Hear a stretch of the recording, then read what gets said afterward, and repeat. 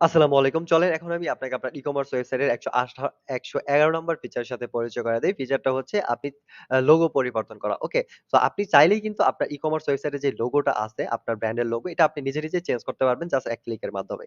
তো এই দেখেন লোগো হচ্ছে এইটা মানে এইটা তারপর ইনভয়েস আপনার যেটা প্রিন্ট হয়।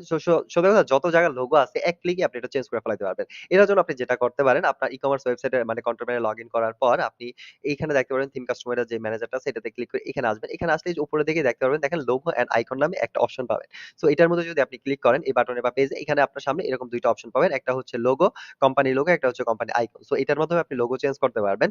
তো চলেন এটা আপনি কিভাবে করবেন? এই দেখেন এখানে সিম্পল এখানে জাস্ট চুজ ফাইলে ক্লিক করবেন। আপনার যে এখানে লোগোটা আছে আপনার পিসিতে ওইখানে এটা ধরে জাস্ট আপলোড করে দিবেন। তাহলে কিন্তু এই লোগোটা আপলোড হয়ে মানে এটা রিপ্লেস হয়ে ওইটা এড হয়ে যাবে।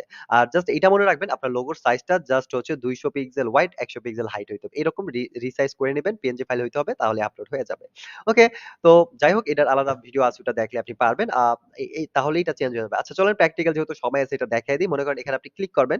ক্লিক করে আপনার পিসিতে যেখানে লোগো আছে সেখান থেকে হচ্ছে আপনি লোগোটাকে ধরায় দিবেন তাহলে এটা চেঞ্জ হয়ে যাবে। ধরেন এখানে ধরেন এই যে স্পাইডার ই-কমার্স এর যে লোগোটা আছে আমাদের সো এটাই চলেন এড করে দেখাই। এটা ধরেন সিলেক্ট করলাম। আপনি আপনার লোগোটা সিলেক্ট করে জাস্ট সেভ এ দিবেন তাহলেই দেখেন এটা দেখেন লোগো আপডেট মুভ ডান। এই দেখেন এটা কিন্তু এড হয়ে গেল। ওকে? যত জায়গায় আপনার আপনি ইনভয়েস বলেন, ওয়েবসাইট বলেন সব জায়গায় কিন্তু এটা চেঞ্জ হবে। এখন যদি এখানে আপনি রিলোড দেন দেখেন এই দেখেন এখানে কিন্তু সবকিছু ঠিক আছে। জাস্ট লোগোটা হচ্ছে চেঞ্জ হয়ে এই কালার হয়ে গেছে। রাইট? মানে স্পাইডার ই-কমার্স এর লোগো হয়ে গেছে। রাইট?